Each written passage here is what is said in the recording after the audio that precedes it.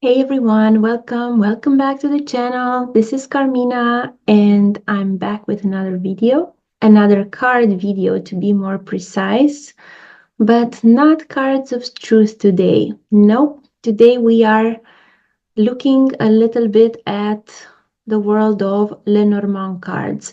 I already have a couple of videos on Lenormand cards.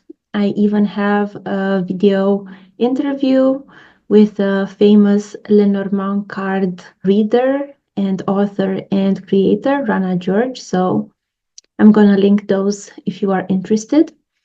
And today is November 25th. And what's happening today is that Mercury is stationary. Mercury is always doing its little dance with us, retrograde, stationary. I mean, not always, but more often than other planets. It does it 3 times a year. So we are more attuned to that energy. And maybe I'm going to make a video about that too. But now, today, we want to talk about the meaning of the clouds card in Lenormand. That's actually the 6th card in the deck, and I'm going to show you a few examples of what that card looks like in various decks. And then we're also going to see the meaning when it's standing alone or when it's paired up with another card or in a 3 card spread. So before we get into it, don't forget you're on YouTube. You are enjoying YouTube. I'm also on YouTube, so please don't forget to give this video a thumbs up, subscribe if you haven't, and put a little emoji in the comments or a little comment just to feed the hungry YouTube algorithm and keep the channel going. Okay, with that being said, the star of today's video is the Cloud card. So this is from a deck called Wildera. This is, I'm gonna show you the cover of the deck. This is Wildera Lenormand. This is from a deck called Nocturnal Garden. You see here like a cloudy UFO, which is very cute and funny. This is the Wildera Lenormand. And last but not least, Urania Lenormand. And this is how the clouds are depicted here. So you can see here that traditionally, when you depict in Lenormand each of the cards, you also have a number and you have a card, a simple playing card that was associated when the concept of Lenormand deck was created. But I prefer to ignore it because I separate the playing cards. You know, I do a lot of readings with normal playing cards, and I like to keep those separate, like Lenormand separate from playing cards. So I like to ignore here that it's connected to the King of Clubs. So that's why many times I prefer just simple depictions of the clouds. And what I also like about Lenormand cards is that they are the first oracle cards. They are 36 cards. They depict various everyday things, objects, or phenomena. And they are very good in showing practical things, practical solutions, practical situations. And they do that by creating a story, also visually. If we compare them to playing cards, like cards of truth or destiny card methods, those are more abstract. They show just the numbers and just the suits. But here, Lenormand, and that's why it's also very popular, focused on the practical in also a visually appealing way and by telling a very relatable story. So, what do clouds mean in Lenormand? When there's clouds, the sunshine is dampened, right? So when there's clouds, there's fear of rain, there's fear of changing weather.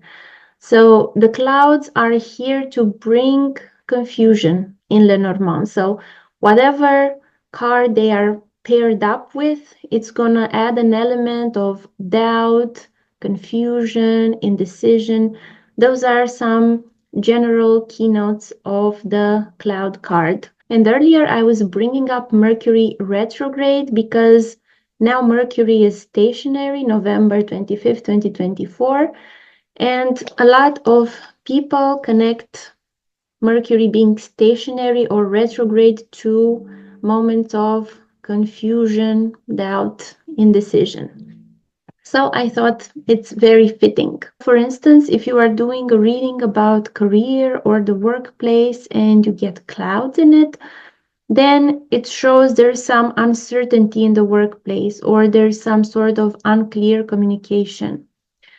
If you get the clouds relating to relationships, that can mean a misunderstanding or a lack of clarity regarding emotional matters. The context is always important. In general, the clouds is seen as not a favorable card. There are cards that are positive by themselves, cards that are mostly negative by themselves, and there are cards that are neutral. This is regarded as a mostly like negative card because it's confusion, and the clouds can also show something very practical and very factual. For instance, if someone is wondering, should I study meteorology? Should I study weather? Should I go to NASA? Something like that, and then you get clouds. I mean, it's a clear yes, like this is something that is in your path. So let me give you some example of two card readings. So first you get the clouds and then you get the sun. Then it means there's some confusion first, but then there's clarity. If you get the moon and then the clouds, then it shows that there's going to be some emotional turmoil or some doubt or confusion about intuitive matters. If you get in a three-card reading, for instance, the clouds, then the sun, and then the anchor, it means that this confusion of the clouds is overcome by the light and clarity of the sun, and then there is an anchoring, a grounding. So overcoming confusion and finding stability. If, for instance, you get the clouds, and then you get the rider, and then you get the scythe, it means sudden, unclear news or decisions, because sudden, the scythe gives the sudden element, the rider gives the news or decisions that have to be made, and then the clouds give the element of uncertainty. If you ask about the workplace environment and you get the snake, the clouds, and the fox, then it's very clear that there is confusion at the workplace that's caused by manipulative individuals. So these are just some examples of very brief Lenormand readings and how the story is constructed using these archetypes in the Lenormand cards. So I decided to do a weekly Lenormand video, and it's gonna be called Lenormand Mondays. Maybe not every Monday, but on Mondays we're gonna have some snippet of Lenormand for the card lovers among you. It has a nice ring to it, Lenormand Mondays. And of course, I'm going to still be talking about the cards of truth. And of course, I'm still going to be talking about astrology and human design. And it's exciting for me to have like another series, like I did the cards of truth series. Okay, so that's about it for today. Enjoy the Mercury retrograde, and I'll see you again next time. Bye.